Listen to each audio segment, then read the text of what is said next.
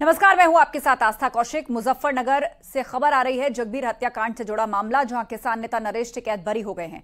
सबूतों के अभाव में कोर्ट ने बरी कर दिया है नरेश टिकैत को। 2003 में हुई किसान नेता जगबीर सिंह की हत्या, नरेश टिकैत समेत 2 के खिलाफ केस दर्ज था। मुजफ्फरनगर में किसान नेता चौधरी जगबीर सिंह की हत्या के मामले में बीकेयू अध्यक्ष चौधरी नरेश टिकैत को बरी कर दिया गया। किसान नेता जगबीर सिंह की 6 सितंबर 2003 को भौरा कला थाना क्षेत्र के अलावपुर माजरा गांव में गोली मारकर हत्या कर दी गई थी। पूर्व मंत्री और आरएलडी नेता योगराज सिंह ने मामले में अलावपुर गांव के राजीव और प्रवीण के अलावा चौधरी नरेश टिकैत के खिलाफ हत्या का मुकदमा दर्ज कराया था। जांच में पुलिस और सीबीसीआईडी ने चौधरी नरेश टिकैत को क्लीन चिट दे दी थी। दिनेश पवार से इस पर अपडेट लेते हैं। बताइएगा विनेश, नरेश टिकैत सबूतों के अभाव में बरी हो गए हैं, आखिर क्या दलीलें दी गई थी और कोर्ट में यह मामला पूरी तरह से साबित क्यों नहीं हो पाया? देखिए, जो किसान नेता जगबीर की हत्याकांड का, जगबीर सिंह की हत्याकांड का जो मामला था, काफी चर्चित मामला था। लगभग 20 साल पहले उनकी हत्या की गई थी और जब हत्या हुई थी तो उसमें नरेश टिकैत सहित अन्य 2 के खिलाफ हत्या का मुकदमा दर्ज किया गया था। ये लगातार जो मामला था, हत्या का मामला, कोर्ट में विचाराधीन था और आज इसमें सबूतों के अभाव में नरेश टिकैत को बरी कर दिया गया है। जबकि जो 2 अन्य आरोपी थे, वो जब मामला कोर्ट में जब विचाराधीन था उसी दौरान उनकी मौत हो गई थी। तो कुल मिलाकर आज जो ये हत्याकांड का पूरा मामला है, ये पूरी तरह खत्म हो गया है, जिसमें नरेश टिकैत जो कि मुख्य आरोपी थे, बिल्कुल उनको बरी कर दिया गया सबूतों के अभाव में। जानकारी के लिए शुक्रिया विनेश आपका। उधर लखीमपुर खीरी में इस्लामी इंटर कॉलेज ने एक नया कारनामा कर डाला है। यहां बच्चों के नमाज पढ़ने के लिए शुक्रवार को स्कूल में छुट्टी की जाती है और रविवार के दिन स्कूल खोला जाता है। इसका वीडियो वायरल होने के बाद हड़कंप मच गया। प्रिंसिपल का कहना है कि जुम्मे के दिन स्कूल में बच्चों को नमाज पढ़ने के लिए दिक्कत होती थी और इसके चलते शुक्रवार को स्कूल बंद रहता है और रविवार को खुला रहता है। मामला सामने आने के बाद डीएम ने स्कूल को नोटिस जारी कर दिया है और जांच के बाद अब कड़ी कार्रवाई भी की जाएगी। विद्यालय खुला था? Yes sir. आज के दिन तो साप्ताहिक छुट्टी होती है। आज छुट्टी नहीं, यहाँ पढ़ाई होती है। यहाँ पढ़ाई होती है। कौन सा स्कूल है ये? इस्लामी इंटर कॉलेज, लखीमपुर खीरी। हमारा कॉलेज जब से स्थापित हुआ है तब से जो है फ्राइडे को स्कूल जो है बंद रहता है और संडे को खुलता है। और उस समय के लोगों ने जो है ये था कि सुनने में आया कि बच्चे जो है छुट्टी के लिए जो है मांगते थे, नमाज पढ़ने के लिए छुट्टी मांगा करते थे और उसके बाद घंटे 2-2 घंटे आते नहीं थे या आते ही नहीं थे। तो ऐसी परिस्थितियों को देखते हुए जो है उन लोगों ने सोचा कि जो है फ्राइडे को जो है बंद रखा जाए और संडे को। स्कूल शहर में रविवार दिन खोला जा रहा था, क्या है मामला? इशू संज्ञान में आया है। डीआईओ से वार्ता की गई है। डीआईओ ने अवगत कराया है कि इस संबंध में नोटिस जारी किया गया है। शीघ्र ही अग्रिम कठोर कार्रवाई की जाएगी। जहां सरकार एक देश एक कानून की बात करती है, वहीं लखीमपुर खीरी में ऐसे तत्व भी हैं जो जुमे की नमाज के लिए शुक्रवार को स्कूल बंद करते हैं और रविवार को स्कूल खोलते हैं। सरकार के एक देश एक कानून के मंसूबों पे पानी फेरने का काम कर रहे हैं। देश के भविष्य को 2 वर्गों में बांटने का काम कर रहे हैं। और मनोज शर्मा हमारे सहयोगी लखीमपुर खीरी से जुड़ रहे हैं फोन लाइन पे, उन्हीं से अपडेट लेते हैं। मनोज, इस खबर के सामने आने के बाद कोई अभी तक कार्रवाई हुई है? हालांकि डीएम कह रहे हैं कि मामले में सख्त कार्रवाई की जाएगी, स्कूल प्रशासन अपनी ही दलील दे रहा है। इस मामले में अब क्या अपडेट है? बिल्कुल, ये लखीमपुर खीरी के सदर कोतवाली क्षेत्र का मामला है, जहां इस्लामिया इंटर कॉलेज में लंबे समय से स्कूल के छात्रों को नमाज पढ़ने के लिए शुक्रवार को छुट्टी करी जा रही थी और वहीं रविवार को छात्रों को बुला के स्कूल खोला जा रहा था। इसका वीडियो वायरल होने के बाद जब मामला सामने आया है तो जिला प्रशासन का और जिला अधिकारी का कहना है कि मामले की जांच कराई जाएगी। मामला सामने आया है और जो भी इसमें दोषी पाया जाएगा कड़ी कार्रवाई की जाएगी। लेकिन सवाल जरूर उठता है कि जो इस्लामिया इंटर कॉलेज स्कूल है वो महज 100 मीटर की दूरी पे है, जहां शिक्षा विभाग का ऑफिस है, बीएसए बैठते हैं और अधिकारी बैठते हैं। लगातार लंबे समय स्कूल खोला जा रहा था और वहीं जो प्रधानाचार्य है वो अपने बेतुके बयान दे रहे हैं कि स्कूल में नमाज पढ़ने के लिए बच्चों को दिक्कत होती थी और उसके चलते छुट्टी की गई है। बिल्कुल, और आप इस मामले पर नजर बनाए रखिए, आगे अपडेट लेंगे। जानकारी के लिए शुक्रिया मनोज। अलीगढ़ में सांड से टकराए बाइक सवार 2 लड़कों और एक होमगार्ड की मौत हो गई। होमगार्ड ने इलाज के दौरान दम तोड़ दिया। लोधा थाना इलाके के सदलपुर में यह हादसा हुआ है। इस हादसे में 3 लोगों की मौत हो गई है। और झांसी में नवाबाद थाना क्षेत्र में हैंडपंप से पानी भर रही महिला के ऊपर बालकनी का छज्जा गिर गया और उस घटना में महिला गंभीर रूप से घायल हो गई। महिला पर बालकनी का छज्जा गिरने का वीडियो सोशल मीडिया पर वायरल हो गया। सीसीटीवी फुटेज में साफ तौर पर देखा जा सकता है कि महिला हैंडपंप से पानी भर रही थी। तभी एक ओवरलोड गाड़ी बालकनी से टकरा गई और ओवरलोड गाड़ी के निकलते ही बालकनी का छज्जा, उसका मलबा एक महिला के ऊपर गिर पड़ा।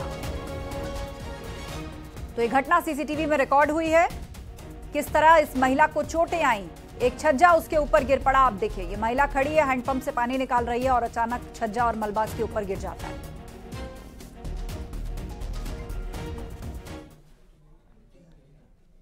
उधर मथुरा में यमुना नदी का पानी अब मठ मंदिरों में घुसने लगा है। यमुना नदी खतरे के निशान से ऊपर बह रही है। गोकुल रमण रेती में गुरु शारणानंद आश्रम संतों ने यमुना का पूजन किया है, दुग्धाभिषेक किया है और उस दौरान संत मंदिर में बाढ़ के पानी में नाव चलाते भी दिखाई दिए।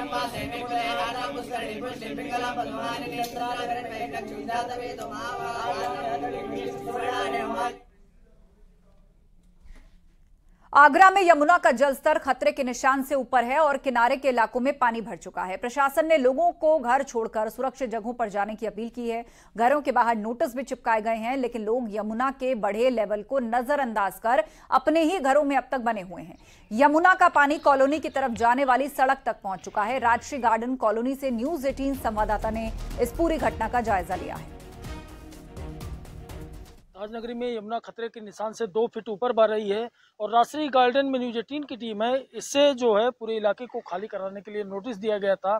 हालांकि अभी पानी थोड़ा सा दूर है, लेकिन बाउंड्री वाल को टच कर रहा है, इसलिए जो है अभी तमाम लोगों का यहाँ जो कहना है कि अभी हम सुरक्षित है। हालांकि प्रशासन ने यहाँ मुनादी भी कराई थी और लोगों को सुरक्षित स्थान पर चले जाने का निर्देश दिया था। इसके बावजूद लोग अभी कॉलोनी में अपने घरों में डटे हुए हैं।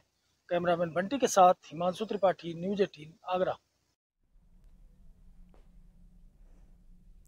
बारिश और बाढ़ के चलते संगम नगरी प्रयागराज में भी गंगा और यमुना नदियों का जलस्तर लगातार बढ़ रहा है। प्रयागराज और आसपास क्षेत्रों में अपेक्षाकृत कम बारिश हुई है, लेकिन बांधों से जो पानी छोड़ा जा रहा है उससे यहां भी बाढ़ को लेकर लोगों के मन में दहशत है।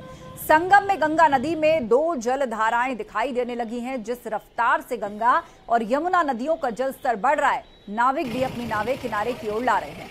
इसके साथ ही संगम तट पर रहने वाले दुकानदार, घाटिये और तीर्थ पुरोहित भी सुरक्षित स्थानों की ओर रुख कर रहे हैं।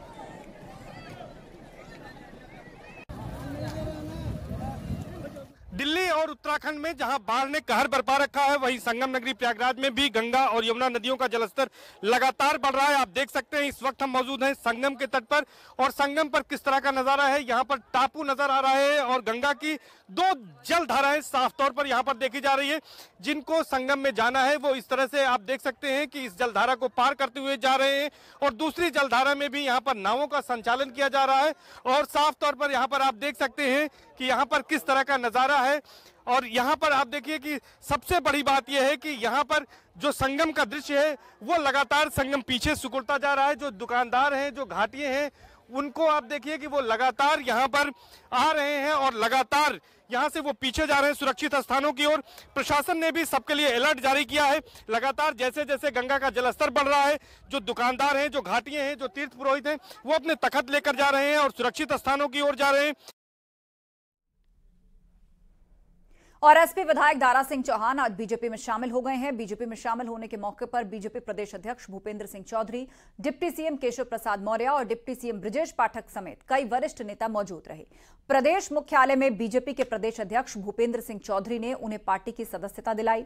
इसके पहले उन्होंने यूपी के विधानसभा अध्यक्ष सतीश महाना से मिलकर उन्हें अपना इस्तीफा सौंपा। इस दौरान उनके साथ बीजेपी के प्रदेश अध्यक्ष भूपेंद्र सिंह चौधरी भी मौजूद थे। दारा सिंह चौहान मऊ के घोसी सीट से एसपी के टिकट पर विधायक चुने गए। बीजेपी में शामिल होने के बाद दारा सिंह ने कहा कि पीएम मोदी के नेतृत्व में लगातार विकास हो रहा है। ऐसे में उन्होंने पीएम मोदी और सीएम योगी की नीतियों से प्रभावित होकर एक बार फिर से बीजेपी में आने का मन बनाया और अब बीजेपी की नीतियों के आधार पर वो जनता के लिए काम करेंगे।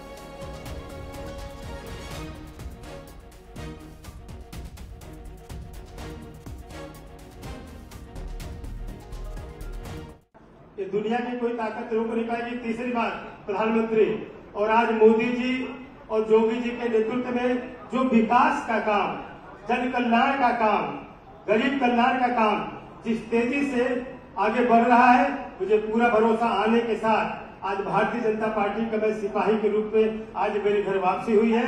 एक के कार्यकर्ता सिपाही बनकर के 2024 में भारतीय जनता पार्टी की ताकत को बढ़ाने के लिए एक लोकसभा जिता करके तीसरी बार देश के प्रधानमंत्री नरेंद्र मोदी जी को प्रधानमंत्री बनाने का कार्य करेंगे। 2019 के लोकसभा चुनाव में जब सपा, बसपा, राष्ट्रीय लोकदल, कांग्रेस इन सबका गठबंधन था, तब हम 64 सांसद उत्तर प्रदेश में जीते थे। और 2024 में विश्व के सबसे शक्तिशाली, प्रभावशाली, गरीब कल्याण के लिए समर्पित, देश के उत्थान के लिए समर्पित भारत के यशस्वी प्रधानमंत्री माननीय नरेंद्र मोदी जी के नेतृत्व में तीसरी बार भी देश में एक शक्तिशाली सरकार बनाने के लिए जो 73 का आंकड़ा है, उसे उत्तर प्रदेश से पार करके 80 सांसदों की एक फौज माननीय नरेंद्र मोदी जी के नेतृत्व में देश में सरकार बनाने के लिए देने का संकल्प निश्चित तौर से सफल होगा। और दारा सिंह जी भाई साहब के आने से पार्टी को बहुत मजबूती मिलेगी। हमारा संकल्प उत्तर प्रदेश में इस अंतिम छोर पर बैठे व्यक्ति के लिए, समाज में जो गरीब व्यक्ति है, हमारी जो योजना है अंत्योदय की, उस अंत्योदय की योजना को सफलता पूर्वक लागू करते हुए और माननीय प्रधानमंत्री जी के नेतृत्व में उत्तर प्रदेश की भारतीय जनता पार्टी का जो संकल्प है, उस संकल्प को पूरा करते हुए आने वाले लोकसभा चुनाव में हम लोग आप सबके आशीर्वाद से अपने संकल्प को पूरा करेंगे। ऐसा मेरा सब लोगों से निवेदन है। मैं एक बार पुनः अपने दोनों माननीय उप मुख्यमंत्री गण का, आदरणीय दारा सिंह जी का, सभी सम्मानित भारतीय जनता पार्टी के पदाधिकारियों का और भाई साहब के साथ, दारा सिंह जी के साथ आए सभी उनके साथियों का स्वागत करता हूं।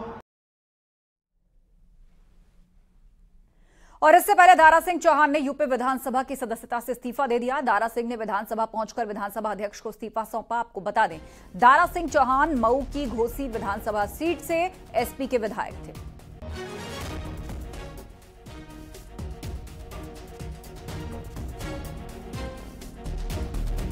तो विधानसभा अध्यक्ष को अपना इस्तीफा सौंप दिया है दारा सिंह चौहान ने।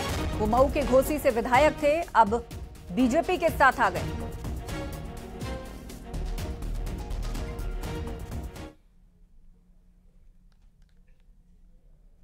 उधर बंगलुरु में विपक्षी दलों की मीटिंग पर बोले हैं बीजेपी सांसद डॉक्टर लक्ष्मीकांत वाजपेयी। उन्होंने निशाना साधा। उन्होंने कहा कि अपनी जान बचाने के लिए धुर विरोधी विचारधारा दल एक नाव पर सवार हो रहे हैं। उन्होंने यह भी कहा कि एकजुटता सैद्धांतिक नहीं है, जनता सब जानती है और आगामी लोकसभा चुनाव में उससे करारा जवाब देगी। ओम प्रकाश राजभर अपने समाज के स्वीकृत नेता हैं, उनके आने से बीजेपी को फायदा होगा। हो रहे हैं धुर विरोधी विचारधारा के दल एक नाव पर सवार हो रहे हैं अपनी जान बचाने के लिए, अपने अस्तित्व पे आए संकट से बचने के लिए। सैद्धांतिक आधार पर कोई नहीं है। मेरा कहना है कि जनता को यह पता है कि इन दलों की व्यक्तिगत स्थिति क्या और सामूहिक हो जाएंगे तो क्या स्थिति है। चुनाव के पहले कांग्रेस और सपा उत्तर प्रदेश में एक हुई थी और एक प्रचार हुआ था कि जनता को ये जोड़ी पसंद है राहुल और अखिलेश जी की, लेकिन वो जोड़ी बिखर गई। उसके बाद बुआ भतीजे की जोड़ी बनी, वो भी बिखर गई। तो ये भी कौन लंबे दिन तक चलनी है। और अगर मैं कहूं तो सकारात्मक विरोध करें, उनका स्वागत है, लोकतंत्र में उनका अधिकार है, लेकिन नकारात्मक विरोध और अकारण विरोध ये जनता समझ गई है इन विरोधी दलों को और जनता इसका जवाब 2024 के चुनाव में देगी। और आदरणीय नरेंद्र मोदी जी देश के प्रधानमंत्री बनेंगे, उसे कोई ये रोक नहीं सकते, चाहे कितना ही ये बोले। राजभर की पार्टी एनडीए में फिर वापसी कर चुकी है। आपको क्या लगता है राजभर का फैक्टर कैसा रहेगा यूपी में? नहीं, निश्चित तौर पर स्वाभाविक प्रभाव डालेगा। राजभर समाज के नेता के रूप में आदरणीय ओम प्रकाश राजभर जी हैं और स्वीकार्य नेतृत्व है। जब वो स्वीकार्य नेतृत्व राजभर समाज का एनडीए का पार्ट बन गया है तो निश्चित तौर पर राजभर समाज का जो शक्ति है वो हमको मदद करेगी। उधर बीजेपी के राष्ट्रीय महामंत्री दुष्यंत गौतम ने विपक्षी दलों की बैठक पर तंज कसा है। उन्होंने कहा कि यह बैठक नहीं बल्कि एक दावत है और सभी दल एक दूसरे को ब्लैकमेल कर रहे हैं। राजभर के एनडीए और दारा सिंह चौहान के बीजेपी में शामिल होने पर उन्होंने कहा कि देश के विकास के लिए जो भी हमारे साथ आए उनका स्वागत है। अखिलेश जयंत के विपक्षी बैठक में शामिल होने पर कहा, ये लोग भी हमारे साथ आना चाहते हैं लेकिन इनकी कुछ मजबूरी है। सर, विपक्षी दलों की 2 दिवसीय बैठक आज से शुरू हो रही है। आप किस तरह से इस पूरे प्रोसेस को देखते हैं? तमाम जो दल हैं वो कहीं ना कहीं विपक्षी एकता को दिखाने की कोशिश है इस बैठक के जरिए। बीजेपी के लिए कितनी समस्या टेंशन की बात है? देखिए, बीजेपी को कोई परेशानी नहीं है इसमें। ये विपक्ष की एकता नहीं है, ये तो दावतनामा है। जिस दावतनामे के अंदर कोई पिताजी को लेके जा रहा है, कोई बेटों को लेके जा रहा है, परिवार सहित लोग आ रहे हैं। कोई पहले नाश्ता करके चला आएगा, कोई लंच करके करा आएगा, कोई डिनर करके चला आएगा। अगर एक रूपता होती तो बैठ के सब डिस्कस करते। कोई कहता मैं आज आऊंगा, मैं कल नहीं आऊंगा, मैं कल आऊंगा, मैं परसों नहीं आऊंगा। साफ साफ लगता है ये आईवाश करना है, अपने आप को छुपाना है, क्योंकि इनके पास कोई एजेंडा नहीं है। ये सामंतवादी लोग हैं, अपने अपने राज्यों के अपने आप को राजा समझने वाले लोग हैं और आपस में ही ब्लैकमेल कर रहे हैं। देखिएगा आप, केजरीवाल कहते हैं अध्यादेश पे समर्थन दोगे तो मैं आऊंगा। मतलब उसको मोदी जी को हराने का विषय उसका है ही नहीं जी। उसका विषय तो भ्रष्टाचार से बचने का विषय है। ममता जी कह रहे हैं जब आऊंगी जब कांग्रेस वहां पे नहीं लड़ेगी, तो उनका कोई कांग्रेस और आपस का सामंजस्य नहीं है, एक दूसरे को नीचा दिखाने वाली बात है। इसलिए ये सब लोग स्वार्थी लोग, परिवारवाद वाले लोग, भ्रष्टाचारी लोग इकट्ठा हो रहे हैं, दावत पे इकट्ठा हो रहे हैं। दावत के लिए कोई मना नहीं करता, इसलिए दावत करके अपने चले जाएंगे। एसपी ने बीजेपी पर पलटवार किया है। समाजवादी पार्टी ने कहा कि विपक्षी एकता को लेकर बीजेपी की ओर से जो भ्रम फैलाया जा रहा था, इसका जवाब आज उन्हें बंगलुरु बैठक में मिल जाएगा। बिखराव को लेकर के भारतीय जनता पार्टी द्वारा जो लगातार भ्रम फैलाया जा रहा था, उस भ्रम का जवाब आज उसको बेंगलुरु में मिल जाएगा। क्योंकि ये जो विपक्षी एकता बन रही है, ये सिर्फ देश की लोकतांत्रिक व्यवस्था को बचाने के लिए, देश की संवैधानिक संस्थाओं को जो मोदी सरकार लगातार कुचल रही है। और वक्त एक ब्रेक का हो गया है, खबरें जारी हैं, आप जुड़े रहिए हमारे साथ। ये है न्यूज़ 18 नेटवर्क, आप देख रहे हैं न्यूज़ 18 उत्तर प्रदेश उत्तराखंड।